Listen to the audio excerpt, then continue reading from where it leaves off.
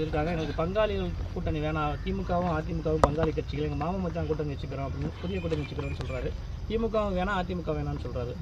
ஏற்கனவே திராவிட முன்னேற்ற கழகம் இல்லைன்னா திராவிட முன்னேற்ற ரெண்டு இல்லாத கூட்டணி தான் ஏற்கனவே இருக்குது. ஆகவே அதில் வேறு ஏதாவது கட்சிகள் சேர்க்கணும்னு நினச்சா சேர்க்கலாம் நம்ம. ஆகவே திராவிட முன்னேற்ற கழகம் இல்லைன்னா திராவிட முன்னேற்ற கழகம் இல்லாத கூட்டணி தொடரும்ங்கிறத சொல்லியிருக்கேன். காயின் வெளியிட்ட விவகாரம் சர்ச்சையாக போயிட்டு ஏன் சர்ச்சையாகணும்? எனக்கு ஒன்றும் புரியலை. அதாவது பாரதிய ஜனதா கட்சியை பொறுத்தவரை மற்ற அரசியல் கட்சிகளை நாம் ஆல்டர்னேட் பொலிட்டிக்கல் பார்ட்டியாக மாற்று கட்சியாக பார்க்குறோம். நீங்கள் ஏதோ தீண்டத்தகாதவர்கள் அரசியலில் தீண்டாமை பயன்படுத்துறது எப்படி சமுதாயத்தில் தீண்டாமை போடுவது தவறோ அந்த மாதிரி அரசியலையும் தீண்டாமை நாம் பயன்படுத்தக்கூடாது. அதனால் நமக்கு மற்ற கட்சிகள் போய் பார்க்கக்கூடாது, பேசக்கூடாது, அவர்கள் நிகழ்ச்சிகளில் கலந்துக்கூடாதுங்கிறதெல்லாம் இல்லை. தேர்தலுங்கிறது வேறு, அதுக்காக நாம் அமைக்கிற கூட்டணி வேறு. தனிப்பட்ட முறையில் பார்க்க போனால் எங்கள் வீட்டு எல்லா நிகழ்ச்சிகளுக்கும் திரு ஸ்டாலின் அவர்கள் வந்திருக்காங்க, திராவிட முன்னேற்ற தலைவர்கள் வந்திருக்காங்க, காங்கிரஸ் தலைவர்கள். ஏன்னா மத்தியில் பாரதிய ஜனதா கட்சிக்கு பிரதான எதிர்க்கட்சியாக இருக்கிறது காங்கிரஸ் தலைவர்கள் இருக்காங்க, கம்யூனிஸ்ட் தலைவர்கள் வந்திருக்காங்க. அதில் என்ன தவறு இருக்குது? அதை ஏன் சென்சேஷனலைஸ் பண்ணணும், இதை ஒரு பெரிய சர்ச்சையாக எதுக்கு விவாதிக்கணும் அப்படின்னு எனக்கு தெரியல. It is all media creation. ஒரு நிகழ்ச்சிக்கு மத்திய பாதுகாப்புத்துறை அமைச்சர் வந்திருக்கார், கலந்துட்டார்.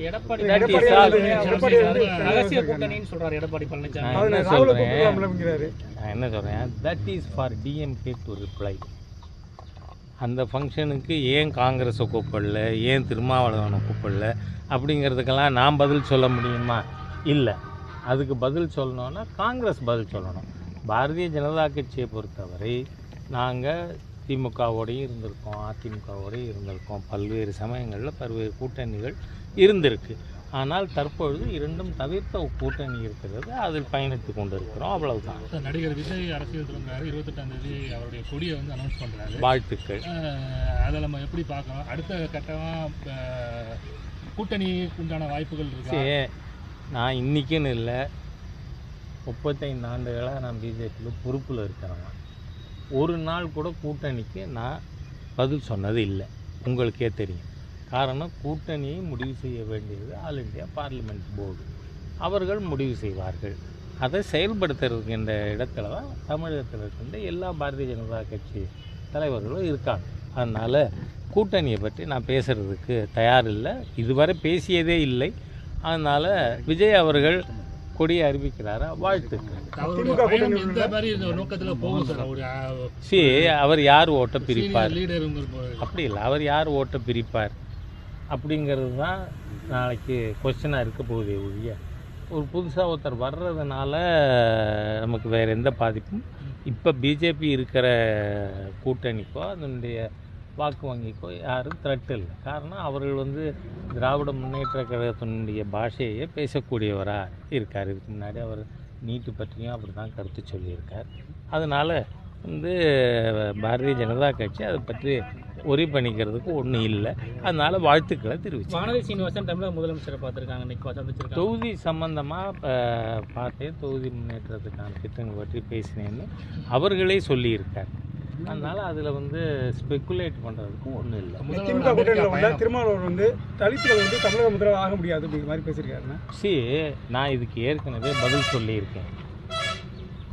சத்தீஸ்கரில் யார் சீஃப் மினிஸ்டர்? பட்டியல் சமுதாயத்தை சேர்ந்தவர். அதோடு இல்லை, இந்த நாட்டினுடைய ஜனாதிபதியாகவே மலைவாழ் சமுதாயத்தை சேர்ந்தவர் மேதகு ஜனாதிபதியாக நாம் போட்டிருக்கோம். இதுக்கு முன்னாடி கூட திரு ராம்நாத் கோவிந்த் அவர்கள் பட்டியல் சமுதாயத்தை சேர்ந்தவர் இருந்தார். அது மட்டும் இல்லை, ஏன் இங்கே அது ஆக முடியலைங்கிறதுக்கு அவர் இருக்கின்ற கூட்டணி திராவிட முன்னேற்ற கழகமும் திருமாவளவன் அவர்களும் பதில் சொல்லணும். காரணம் என்ன? மற்ற மாநிலங்களில் இருந்திருக்கு, சகஜமாக இருந்திருக்கு. ஆந்திராவில் திரு டி அஞ்சயா அவர்கள் சீஃப் மினிஸ்டராக இருந்தார். இப்போது நாடறியப்பட்ட ஒரு பட்டியல் சமுதாய தலைவராக திரு அஞ்சயா அவர்கள் இருந்தார்கள், பிரபலமான காங்கிரஸ் தலைவர்.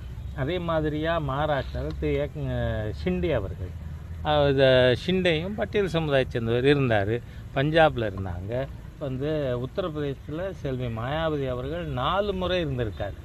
ஏன் தமிழ்நாட்டில் நடக்க மாட்டேங்குது? இது அவர்கள் தான் பதில் சொல்லணும். இல்லை, கார்த்தி சிதம்பரமும் அந்த கருத்தை தான் சொல்கிறாரு. பேசும்போது திருமாவளவன் கருத்தை ஏற்றுக்கிறேன்னு சொல்கிறாரு. தமிழ்நாட்டில் இல்லை, நான் என்ன சமுதாய சொல்கிறேன், பிரச்சனைங்கிறாரு. திருமாவளவன் அவருடைய கருத்தையே நான் ஏற்றுக்கலை, ஆக முடியாதுங்கிறத. அவருக்கு ஒரு கால் ஆகணும்னு எண்ணம் இருக்குது, அதை திமுக தடுக்குது அப்படின்னு அவர் ஃபீல் பண்ணால் வெளிப்படையாக பேசும். திராவிட முன்னேற்ற கழகம் பட்டியல் சமுதாயத்தில் வர்றதுக்கு தடையாக இருக்காங்க அப்படிங்கிறத அவர் பேசணும். அது இல்லாமல் தமிழ்நாட்டில் வர முடியாதுன்னு நாளைக்கு பாரதிய ஜனதா கட்சியை கூட ஒரு முடிவு எடுக்கலாம். ஆகவே பிஜேபியில் நாம் பல இடங்களில் அந்த மாதிரி பட்டியல் சமுதாயத்தினரை நாம் தலைமை பொறுப்பு கொண்டு வந்தோம். தமிழ்நாட்டிலே கூட திரு எல் முருகன் அவர்கள் தலைவராக இருந்திருக்கார், டாக்டர் கிருபாநிதி அவர்கள் தலைவராக இருந்திருக்காங்க. ஆகவே பாரதிய ஜனதா ஆல் இந்தியாவில் திரு பங்கார் லக்ஷ்மண் அவர்கள் தலைவராக இருந்தாங்க. ஆகவே பட்டியல் சமுதாயத்தினரை கௌரவிக்கிற கட்சி பிஜேபி.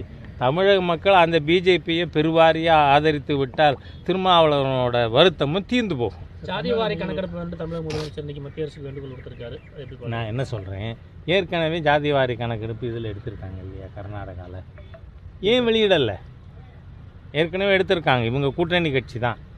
ஆகவே ஜாதியை இதில் வந்து உடனே ஜாதியை வந்து உன் ஜாதி என்னன்னு பிஜேபி அவர் பேரே சொல்லலை, ராகுல் காந்தி பேரை, உடனே செல்வி இவங்க கவிஞர் கனிமொழிக்கு ரொம்ப ஆத்திரம் பொங்குறது பார்லிமெண்ட்டில். நான் என்ன சொல்கிறேன்,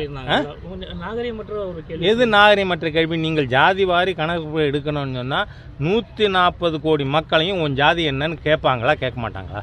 அது நாகரிகமான செயல்னா இது எப்படி நாகரிகமற்றதாகும்? மீனிங்லெஸ்ஸாக பேசணும், ஏதோ வாய்க்கு வந்ததை பேசணும்னா இது கவிஞர் கனிமொழி சொன்னது சரி. ஆனால் நீங்கள் சொல்கிறீங்க ஜாதி வாரி கணக்கெடுக்கணும், அதை ராகுல் காந்தியும் சொல்கிறாரு ஜாதி வாரி கணக்கெடுக்கணும். 140 கோடி மக்கள் முன்னாடி போய் நின்று உன் ஜாதி என்னன்னு கேட்குறதுக்கு நீங்கள் கணக்கெடுக்கணும்னு சொன்னால் அதை வந்து யாரையாவது ஒருத்தர் வந்து உங்கள் ஜாதி என்னன்னு பார்லிமெண்ட்டில் கேட்டால் தான் என்ன தப்புங்கிறேன்னா, அவர் திரு அனுராக் தாக்கூர் பேரே சொல்லலை, சொல்லியிருந்தாலே என்ன தப்பு? அது இல்லாமல் எப்படி நீங்கள் ஜாதி வாரி கணக்கெடுப்பு கொண்டு வருவீங்க? தென் நீங்கள் வந்து ஹிப்போக்ரட்ஸ், பேசுறது ஒன்று செய்யறது ஒன்று. ஆகவே நீங்கள் சொன்னது தான் ஜாதி வாரி கணக்கெடுப்பு எடுக்கணும், 140 கோடி மக்கள் முன்னாடி போய் நின்று உன் ஜாதி என்னன்னு கேட்குறதா? அப்போ சரியா? அப்புறம் எப்படி கனிமொழி பேசுனது சரியாக இருக்கும்? கனிமொழி பேசுனது ஹிப்போக்ரஸியினுடைய உச்சம். ஏன் உங்களுக்கு என்ன வந்தது? ஏன் சொன்னால் என்ன? ஏன்னா நீங்கள் சொல்கிறது ஜாதி வாரி கணக்கெடுப்பு எடுக்கணும். அப்போ எல்லாரும் முன்னாடியுமே 140 கோடி மக்களையும் கேட்கலாம், ஒரு குறிப்பிட்ட ஒரு நபரை கேட்கக்கூடாதா? ஆகவே இதெல்லாம் நாம் வந்து இந்த பொலிட்டிக்கல் இதெல்லாம் ஏற்றுக்க முடியாது. ஆகவே இதில் அவங்க ஒன்று ஜாதி வாரி கணக்கெடுப்பு எடுக்கணும்னு சொன்னால் ஒத்தொத்தனும் சொல்லட்டும், அதில் என்ன தப்பு இருக்குது? அதானே ஜாதி வாரி கணக்கெடுப்பு. அதனால சொல்கிறேன் நான். நன்றி. தமிழக முதல்வரோட அமெரிக்கா பயணம், அண்ணாமலையோட லண்டன் பயணம். பாருங்கள், திரு அண்ணாமலை அவர்கள் ஒரு கோர்ஸுக்காக போகிறார். அது ரொம்ப ப்ரைமரி கோர்ஸு. அந்த கோர்ஸு சில வாரங்களுக்கானது. ஆகவே அதுக்காக போகிறதா அவர் இன்னும் வெளிப்படையாக இன்னும் அறிவிக்கல. போகிறதா முடிவெடுத்திருக்கிறதா தகவல் இருக்குது. இவர் வந்து ஏதோ முதலீடுகளை ஈர்ப்பதற்காகவா, முதலீடு செய்கிறதுக்காக நமக்கு ஒன்றும் தெரியாது. அவர் என்ன துபாய் போயிட்டு வந்தார், அதனுடைய ரிசல்ட் என்ன இன்னும் ஒன்றும் தெரியலை. அப்போவே சொன்னாங்க பல்லாயிரக்கணக்கான கோடி மூலதனம் வரும். அதனால் இட்ஸ் ஆல்சோ எட் அனதர் சோஜான். வாழ்த்துக்கள் அவருக்கும். தமிழக அரசோட ஐஏஎஸ் ஐபிஎஸ் அதிகாரிகள் தொடர்ந்து மாற்றப்படக்கூடிய சூழ்நிலை. 1 மாதம் 2 மாதம் இருக்காங்க, மறுபடியும் அவளை மாற்றுறாங்க. அதிக அளவு ஏடிஎம்கே நம்ம வந்து விமர்சித்தாங்க. திமுக வந்து அதை விட மோசமானதான் டிரான்ஸ்ஃபரில் பண்ணிட்டு இருக்காங்க. அரசாங்கம் அவருடைய நிர்வாக வசதிக்கு செய்கிறத பற்றி நான் ஒன்றும் கருத்து சொல்கிறேன். இல்லை, பாஜக தலைவர் அண்ணாமலை வந்து தவறான முடிவு எடுத்துட்டார். இப்போ இந்த தேர்தலில் அவரோட பேச்சானால தான் அதிமுக வந்து கூட்டணி விட்டு வெளில போனாங்க. ஒருவேளை அதிமுக கூட்டணி இருந்தால் நல்ல கூடுதலான சீட்டு பெற்றிருக்கலாம், 20-30 சீட்டு பெற்றிருக்கலாம்னு சொல்கிறாங்க. தொடர்ந்து அவர் தவறான முடிவு எடுத்துகிட்டு இருக்காங்க அப்படின்னு சொல்கிறாங்க. தலைமையில் ஒரு மாற்றம் பாருங்கள். உள்கட்சி விஷயம் பற்றி நான் ஏற்கனவே சொன்ன மாதிரி நான் என்றைக்கும் பேசினேன். இல்லை, கூட்டணி கட்சி இல்லை, அதாவது நீங்கள் கேட்குறது எங்கள் கட்சி தலைவரை பற்றி. இது பற்றியெல்லாம் நான் உங்கள்கிட்ட விவாதம் பண்ணுறதுங்கிறது முறையே இல்லை. So I don't want to discuss any of these things. Thank you. அரசியல் வட்டாரத்தில் உதயநிதி ஸ்டாலின் முதலமைச்சர் துணை முதலாகிறது மிகப்பெரிய பேசும் பொருளாக இருக்குது. அது என்ன தேவைதானா? எதுக்கு அது பேசும் பொருளாக ஏன் என்ன போகிறது? உதயநிதி விளையாட்டா மந்திரியாக இருக்காருன்னு சொல்லுங்கள். என்ன விளையாட்டு மந்திரியா விளையாட்டா மந்திரியோ என்னவோ இருக்கட்டும், அவருக்கு நீங்கள் லேபிள் ஒன்று எக்ஸ்ட்ராவாக ஒட்டுறதுனால என்ன மெட்டீரியல் சேஞ்ச் வரப்போகுது?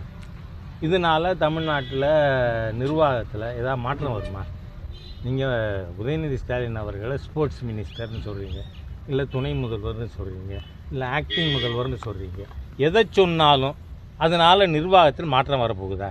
நத்திங். எதுக்கு நாம் இஷ்யூ இல்லாததையே இஷ்யூ ஆக்கி பேசி கொண்டு இருக்கணும்? ஊடக நண்பர்கள்ட்ட என்னோட வேண்டுகோளே, டோன்ட் மேக் நான் இஷ்யூஸ் இன்ட்டு இஷ்யூஸுங்கிறேன்.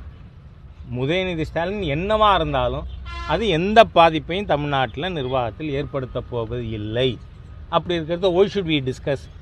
தேவையற்ற விவாதம். அதனால் இந்த தேவையற்ற விவாதத்துக்கு ராஜா ஒரு டூலாக இருக்க விரும்பலை. நன்றி. மார்க்சிஸ்ட் கம்யூனிஸ்ட் மாநில செயலாளர் பாலகிருஷ்ணன் பாஜக கூட்டணி இல்லாத இதில் தான் நாங்கள் இருப்போம் அப்படின்னு சொல்கிறாரு. அப்படின்னா கூட்டணிக்குள்ளே அவங்களுக்குள்ள குழப்பங்கள் இருக்குங்கிறத நம்ம என்ன சொல்கிறேன், திராவிட முன்னேற்ற கழக கூட்டணியில் ஏதோ கொந்தளிப்பு இருக்கிறது நமக்கு தெரியுது. என்ன ஏன்னா அகில இந்திய அண்ணா திராவிட முன்னேற்ற கழகம் ஆளுநர் அவர்களுடைய டீ பார்ட்டியில் கலந்துருந்தாங்க, பாரதிய ஜனதா கட்சியும் கலந்துருந்தது. ஆனால் திராவிட முன்னேற்ற கழகம் கலந்து கொண்டு அதனுடைய கூட்டணியில் ஒருத்தர் கூட கலந்துக்கல. அது காங்கிரஸாக இருக்கட்டும், கம்யூனிஸ்ட்டுகளாக இருக்கட்டும், அல்லது விடுதலை சிறுத்தையாக இருக்கட்டும், அவங்க யாரும் கலந்துக்கல. அதுலேருந்து there is some simmering discontent within DMK அலையன்ஸ்னு தெரியுது. பொறுத்து பார்ப்போமே, அது வெளியில் வெடித்து வரட்டுமே, அதனால எதிர்பார்க்கும். எடப்பாடி பழனிசாமி சொல்லும் போல இது உண்மையிலே திமுகவுக்கும் பாஜகவுக்கும் கூட்டணியோட ஆரம்பம்னு இல்லை. அவர் எடப்பாடி பழனிசாமி அவர்கள் இல்லை, எடப்பாடி பழனிசாமி அவர்களுடைய பேச்சு எகைன் அர்த்தமற்ற பேச்சில் ஒன்று. அதனால் அதில் நான் தான் சொல்கிறேனே, எல்லா கட்சியினரையும் பர்சனலாக இன்றைக்கும் எனக்கு ரிலேஷன்ஷிப் உண்டு. அன்றைக்கி கூட இதில் ஆளுநருக்கு போயிருந்தபோது எல்லாரையும் சந்தித்து பேசிகிட்டு இருந்தேன். அதனால் இந்த மாதிரியாக இருக்கிறதுக்கு பேரெல்லாம் ரகசிய கூட்டணி, அது இன்னும் உறவா, நல்ல உறவா, கள்ள உறவா, இதெல்லாம் அனாவசியமான பேச்சுக்கள், முதிர்ச்சியற்ற பேச்சுக்கள். இது தேவையில்லை, தவிர்க்கப்பட வேண்டும். ஒரு நிகழ்ச்சிக்கு போகணும், வாழ்த்தணும். அண்ணாமலை சிறுபிள்ளைத்தனமாக பேசுகிறாருன்னா அதெல்லாம் நான் சொன்னேன். உதயகுமார் பேசுகிறது மெச்சூர்டு பேச்சா? அது இல்லை. ஏன்னா பிஜேபி தலைவர் பற்றி பேசுகிறது மற்றவங்க பேச தேவையில்லை. நன்றி.